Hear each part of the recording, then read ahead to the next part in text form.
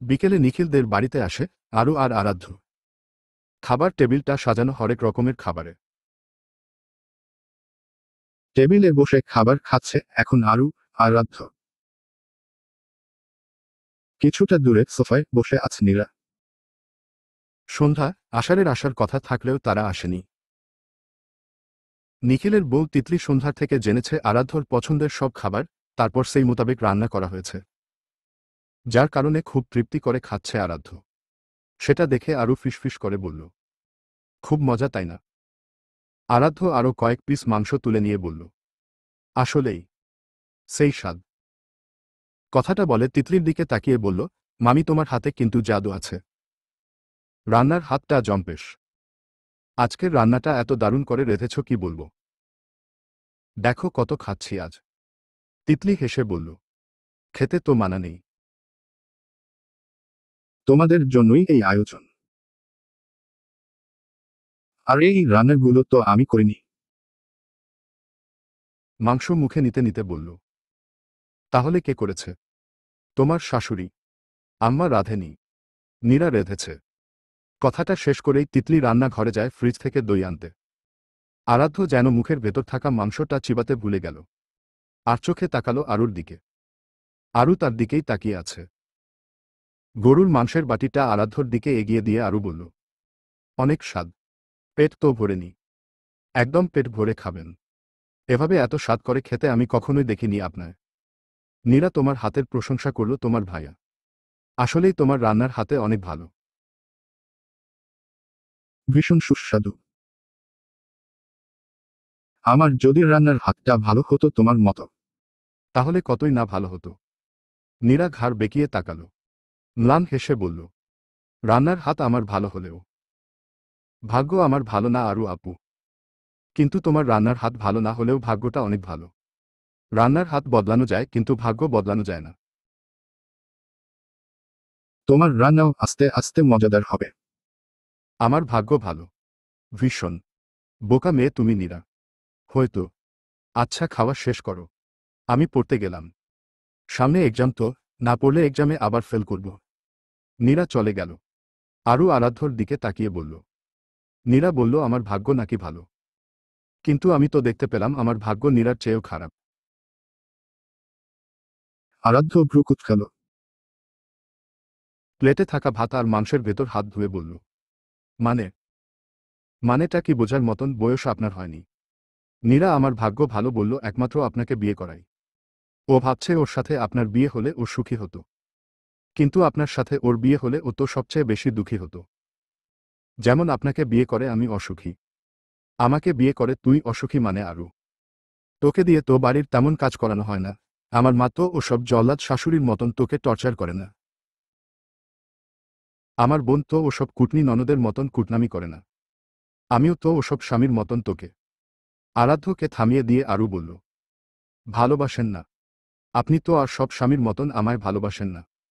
কেন বাসেন না? আরাধ্য আশেপাশে তাকিয়ে বলল, আরু বইন দেখ এটা খাবার টেবিল। তাও আমাদের বাড়ির না, মাইনসের বাড়ির। চুপচাপ খা। আমাদের বাসায় ফিরে বেডরুমে গিয়ে এসব নিয়ে তর্কাতর্কি করব। আরু এটো হাত ধুয়ে বলল, বোন কেন বলছেন আমায়? বউ হই আমি এখন আপনার। আমার খাওয়া শেষ, এখন বাসায় চলুন। তিতলি দই নিয়ে ফিরল। আরু, আরাধ্যর খাওয়া শেষ দেখে বলল, দই খাও। আরু দইয়ের দিকে তাকিয়ে বলল, না না আন্টি দই খাবো না। পেটে আর জায়গা নেই একটুও। আসলে মামনি মেসেজ দিয়ে জানালো তাড়াতাড়ি বাসায় ফিরতে। আমাদের যেতে হবে। আরাধ্য ভ্রু কুঁচকাল। মিথ্যা কেন বলছে আরু? কই মা তো কোনো মেসেজ দিয়ে বলেনি তাড়াতাড়ি বাসায় ফিরতে। আর বেশিক্ষণ রইল না তারা, চলে আসলো। গাড়িতে বসে হাঁসফাঁস করতে লাগলো আরু। আরাধ্য দেখে সেটা বলল, কিরে বয়লার মুরগির মতো হাঁসফাঁস করছিস কেন? গরম লাগছে। এসি তো চলতেছে। আরু দাঁত চেপে বলল, কই হাঁসফাঁস করতেছি? এই তো আমি স্বচক্ষে দেখলাম। ওড়নার প্রান্ত নখে পেঁচিয়ে বারবার সামনে তো জানালা দিয়ে বাহিরে তাকাচ্ছিস। আমার ওয়াশরুমের চাপ পাইছে। তাড়াতাড়ি গাড়ি চালান পিঁপড়ার মতন না চালিয়ে। ভালো হইছে।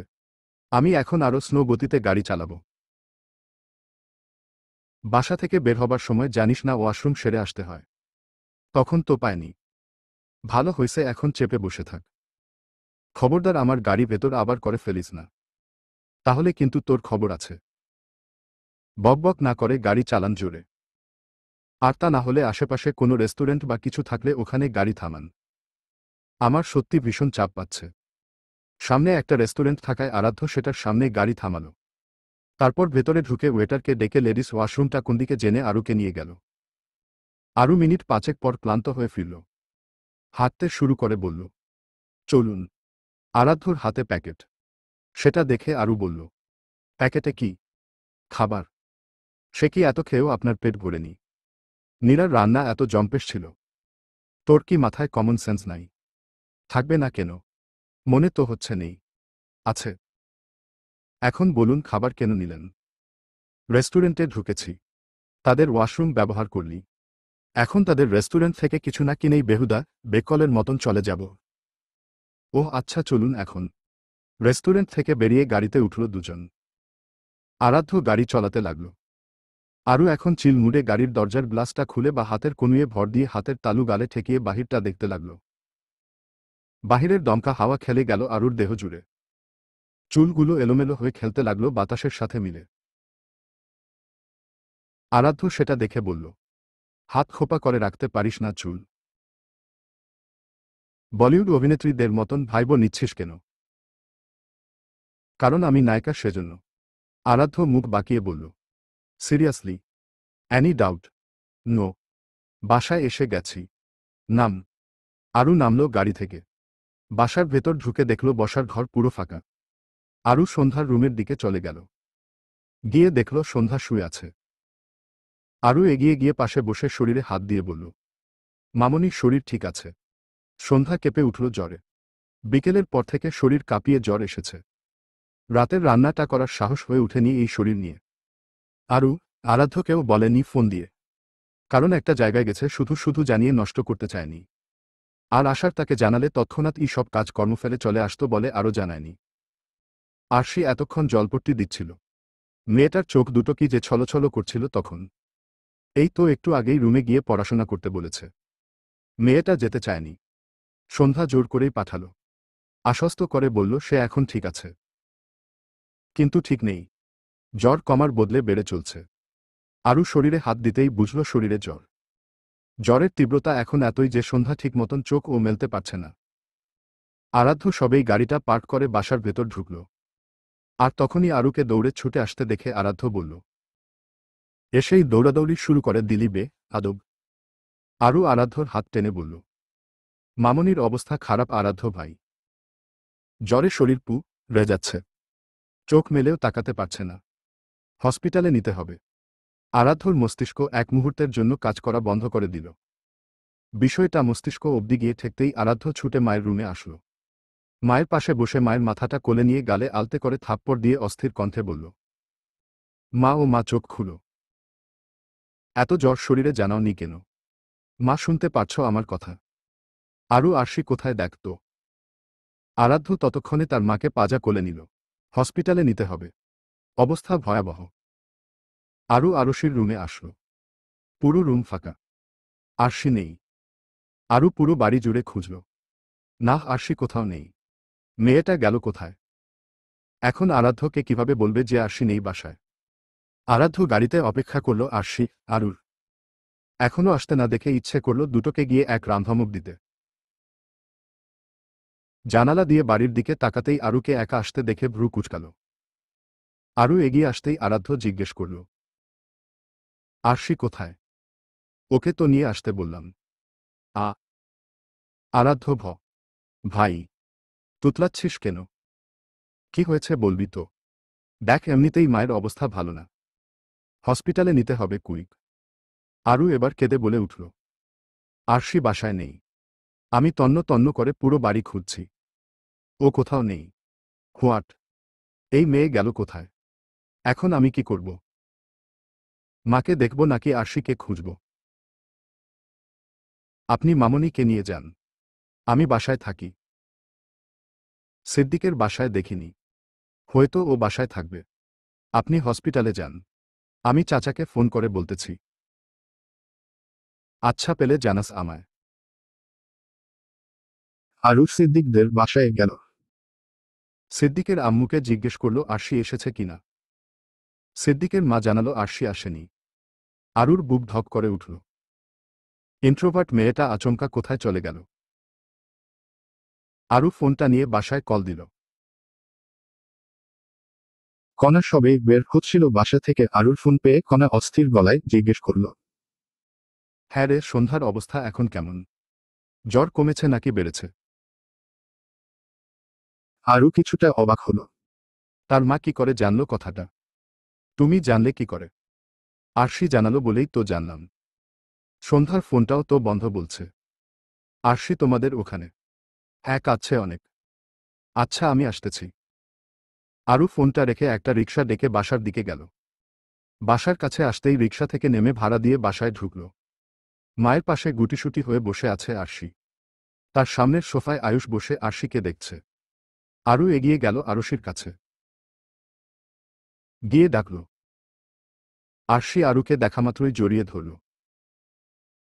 কান্নারত অবস্থায় বলল, আপু, আম্মু। আরু সযত্নে আরশির গালে চোখে লেগে থাকা জল মুছে বলল, ভাইয়া হসপিটালে নিয়ে গেছে। তুমি মামনিকে একা রেখে এ বাসায় এসেছ কেন? যদি রাস্তাঘাটে কোনো বিপদ হতো তোমার তখন? আম্মুর কষ্ট হচ্ছিল। আম্মুর কাছে থাকতে দিচ্ছিল না আম্মু। আব্বুকেও ফোন দিতে দিচ্ছিল না। সেজন্য কাকিয়ার কাছে চলে এসেছি, কাকিয়াকে সাথে করে নিয়ে আম্মুকে ডক্টরের কাছে নিয়ে যাওয়ার জন্য। আরু বুকের সাথে চেপে ধরল ছোট্ট আরশিকে। চলো, মায়ের কাছে যাবে। কণা আর আয়ুষ ও আসলো সাথে। হাসপাতালের পৌঁছানোর পরপরই সন্ধ্যাকে স্ট্রেচারে নিয়ে যাওয়া হলো। ডাক্তাররা পরীক্ষা করে জানালেন তাপমাত্রা 103 ডিগ্রি ফারেনহাইট। শরীরে পানিশূন্যতা হয়ে গেছে। ইমিডিয়েট স্যালাইন লাগবে।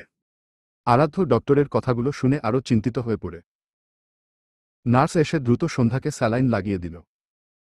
ডাক্তারের কথায় বোঝা গেল সন্ধ্যার শরীরে ইনফেকশন ছড়িয়ে পড়েছে, যার ফলে তার হাই ফিভার হয়েছে। রক্ত পরীক্ষার জন্য স্যাম্পল নেওয়া হলো। এর মধ্যে আশারও চলে আসলো। একটা ইম্পর্ট্যান্ট কাজে হসপিটালের বাইরে ছিল। আরুর ফোন পেয়েই ছুটে চলে আসে। আরাধ্যর কাছে এগিয়ে এসে জানতে চাইল, তোর মা ঠিক আছে তো? আরাধ্য করিডোরে থাকা বেঞ্চটায় বসে পড়ল। জ্বরের তাপমাত্রা 103 ডিগ্রি ফারেনহাইট। শরীরে পানিশূন্যতা হয়ে গেছে। আশার ছুটে গেল ডক্টরের কাছে। ডক্টর, সন্ধ্যার অবস্থা এখন কেমন? ডক্টর ফরিদ জানাল, শরীরে সংক্রমণ ছড়িয়ে পড়েছে। তীব্র জ্বরের কারণে শরীর প্রচণ্ড দুর্বল হয়ে গেছে। আমরা দ্রুত ওষুধ ও ইনজেকশন দিয়েছি ডক্টর আশার, তবে 24 ঘন্টা অবজারভেশনে রাখতে হবে। তারপর বলতে পারব। আশার সোজা সন্ধ্যার কাছে চলে গেল। বেডে নিস্তেজ হয়ে শুয়ে আছে তার প্রিয়তমা। হুঁশ নেই। আশার পাশে গিয়ে টুল টেনে বসল। বা হাতে লাগানো কেন না? আশার সেই হাতটার উপর নিজের হাত ছুঁয়ে দিল। কিছুক্ষণ নিষ্পলক চোখে তাকিয়ে সন্ধ্যার কপালে গাঢ় চুম্বন এঁকে দিল। কেবিনের বাহিরের দরজা থেকে আরু আর আরাধ্য সেটা দেখল। আরু আর চোখে তাকালো আরাধ্যর দিকে। আরাধ্য চোখ দুটো লাল বর্ণ ধারণ করেছে।